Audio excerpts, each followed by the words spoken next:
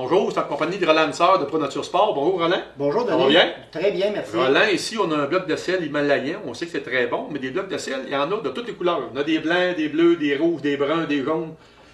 À quoi ça sert toutes ces couleurs-là? Pour lequel qui est le bon dans le fond? Ouais. En fait, les chevreuils, tout comme les orignaux, ils vont aux salines. Ils prennent du sel, mais également ils viennent chercher les minéraux qu'il y a dans le sel. Plus ton bloc de sel ou ta saline va être riche en minéral, plus ça va augmenter la fréquentation de ton site d'abattage. Si on regarde le bloc de sel blanc, lui, il n'y a aucun minéral dedans. Puis d'ailleurs, si tu demandes d'explication au revendeur, si tu regardes s'il y a une étiquette sur le bloc, on va t'inscrire dessus traces de minéraux. Si on prend donc, il n'y a à peu près pas de minéral, c'est du sel. Que du sel.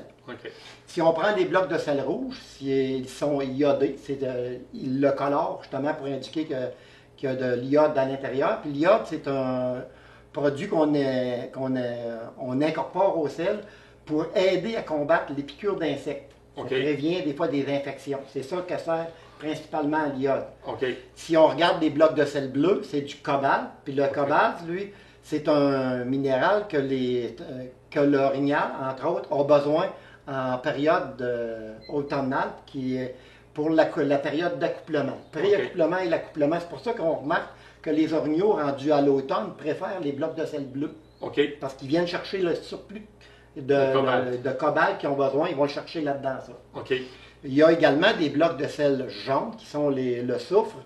Lui, le jaune, c'est plus l'orignal qui va l'aimer. On sait que l'orignal aime le soufre. À ce moment-là, on l'utilise dans nos salines, mais il n'y a pas de minéral non plus. C'est seulement qu'il y a du soufre. Du soufre dedans. Puis après ça, on a les blocs de sel brun qui ont de la mélasse intégrée dedans.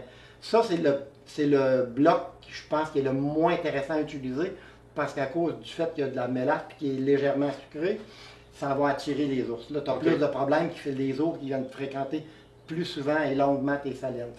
C'est mieux de ne pas utiliser celui-là. Puis peut-être quelqu'un qui ne sait pas en prendre le cobalt ou l'iode ou le blanc, peut-être les essayer son territoire. Tu les en mets 2 ou 3 puis regarde lequel celui qui fonctionne le mieux. Fait que les caméras de surveillance à cette heure, c'est facile de savoir. Hein? Oui. Puis si on regarde un bloc de sel himalayen, c'est un bloc de sel qui est plus dispendieux parce que si on compare les autres, ça joue entre 10 et 12 $, dépendamment des fois du format de ton bloc. Le bloc de sel himalayen, lui, si on prend un bloc comme celui-là qui est 22,99, mais lui, par contre, intégré bord en bord, tu as 84 minéraux dans ce bloc de sel-là. C'est pour ça que quand tu le mets en comparatif, supérieur. Lui, il va sortir numéro 1. Au niveau des la fréquentation des l'intérieur. C'est le fun. Au moins, les lecteurs vont savoir à quoi servent chaque couleur. Puis, effectivement. Pourquoi ils mettent cette Ils sont tous bons. C'est juste qu'il y en a qui sont meilleurs que d'autres. C'est ça.